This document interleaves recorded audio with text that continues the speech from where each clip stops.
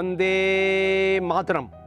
मेरे प्यारे देशवासियों, अलीपुर बम कांड ब्रिटिश शासन के विरुद्ध एक ऐसा क्रांतिकारी कदम जिसने ब्रिटिश शासन को हिला दिया। राष्ट्र के होनहार क्रांतिकारी नौजवान जिनके लिए मां भारती की सेवा में अपना सब कुछ दांव पर लगा केवल चिंतन मनन रणनीति बना देश को आज़ाद कराने पर विचार विमर्श होता था। ना रहने की चिंता और ना ही उन्हें खाने की, केवल एक ध्येय था और वह था मां भारती की आज़ादी। जैसा कि पिछले कुछ एपिसोड में हम लगातार उन क्रांतिवीरों की चर्चा कर रहे हैं जिन्होंने बम बनाने की कला सीखी, बम बनाया और ब्रिटिश हुकूमत के होश उड़ा दिए। यहाँ यह बताना समीचीन होगा कि वास्तव में क्रूर व अमानवीय आतंक का पर्याय बन चुके कोलकाता प्रेसिडेंसी का मजिस्ट्रेट डगलस किंग्सफोर्ड, जिसका स्थानांतरण ब्रिटिश हुकूमत ने उसकी जान का खतरा देखते हुए बंगाल से बिहार के मुजफ्फरपुर कर दिया था।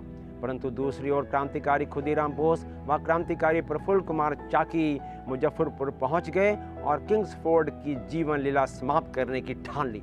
परंतु उनका निशाना गलत हो गया और गलत बग्घी पर निशाना साध कर दो महिलाओं की उनसे मृत्यु हो गई, जिससे ब्रिटिश शासन सख्ते में आ गया और धरपकड़ तेज हो गई।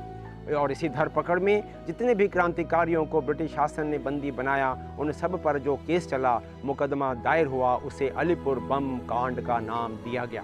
लगभग काफ़ी संख्या में 36 से 38 क्रांतिकारी नवयुवकों को चिन्हित कर ब्रिटिश शासन ने अलीपुर बम षड्यंत्र के नाम से मुकदमा चलाया और क्रांतिकारियों को कठोर सजा हुई तथा कुछ की रिहाई। उसी कड़ी में क्रांतिकारी इंदु भूषण राय थे। इंदु भूषण राय का जन्म वर्तमान बांग्लादेश के खुलना जिले में श्री तारकनाथ राय के घर सन 1890 में हुआ। प्रारंभिक शिक्षा के समय ही आपका मन क्रांतिकारी गतिविधियों में की ओर आकर्षित होता था। माता पिता ने शादी के बंधन के लिए इनसे बात की तो यह घर छोड़कर कोलकाता आ गए और क्रांतिकारी बारिंद्र कुमार घोष से संपर्क स्थापित कर उनकी टोली में शामिल हो गए। बम बनाने व बम फेंकने की कला में दक्षता हासिल कर ली और बंगाल प्रांत के हुगली जिले के चंदर नगर में ब्रिटिश अधिकारी पर बम फेंका। यद्यपि ब्रिटिश अधिकारी बाल बाल बच गया। क्रांतिकारियों के साथ इंदु भूषण राय भी गिरफ्तार हुए। मुकदमा चलाया गया। 10 वर्ष का काला पानी का सेलुलर जेल की कठोर सजा का दंड हुआ।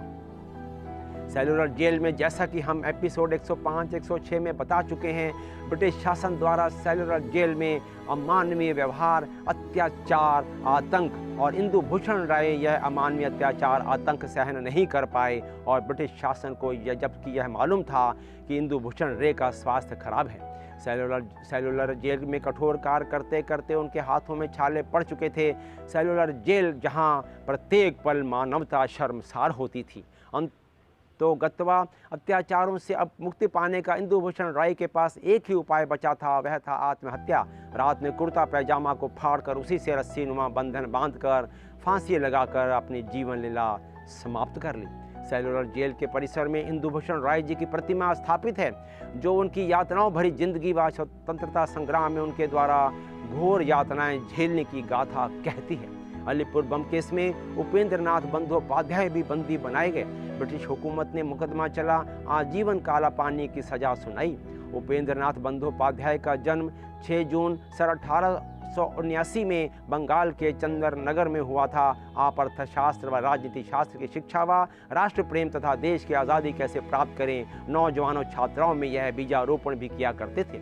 उपेंद्र नाथ बंदोपाध्याय ने अध्यापन का कार्य छोड़ कोलकाता आ गए और श्री अरविंद घोष के पत्र वंदे मातरम का संपादन तथा क्रांतिकारी बारिंद्र कुमार घोष के युगांतर पत्र का भी संपादन किया।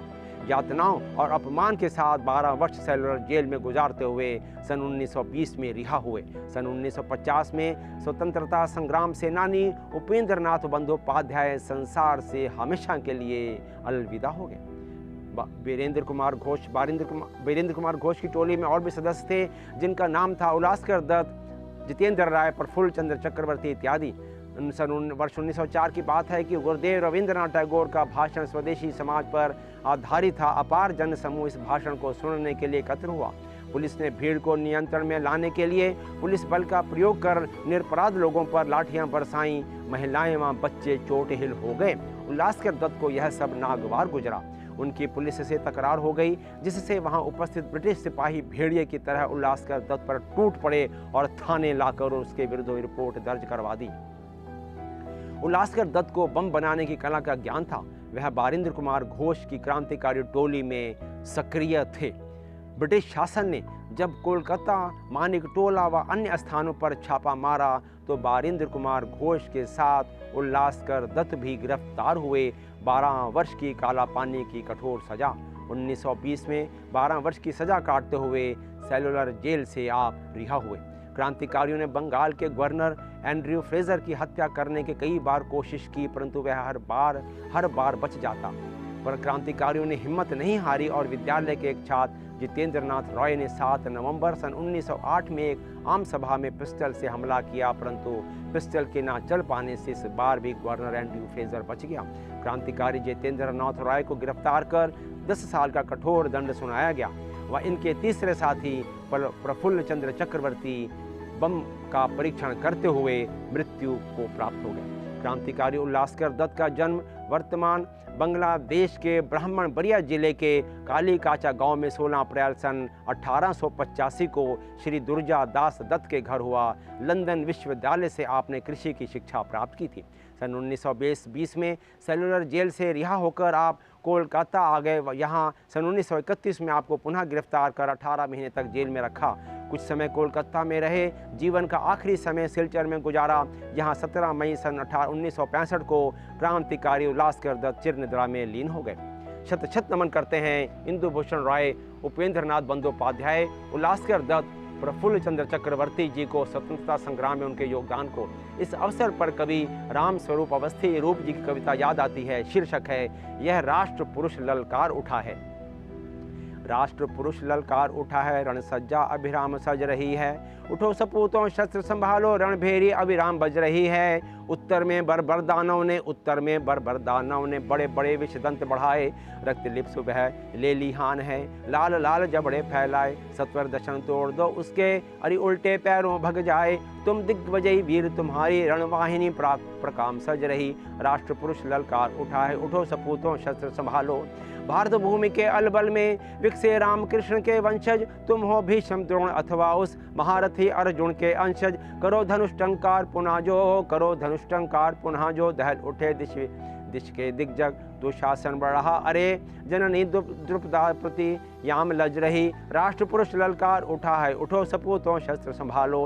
राष्ट्र पुरुष ललकार उठा है, उठो सपूतों शस्त्र संभालो। उठो सपूतों शस्त्र संभालो, उठो सपूतों शस्त्र संभालो। मेरे प्यारे देशवासियों, मैं आशा करता हूँ आपको मेरा यह एपिसोड अवश्य पसंद आया होगा। कृपया से लाइक करें, शेयर करें, सब्सक्राइब करें और इस इतिहास को जन जन तक पहुँचाएं। जय हिंद।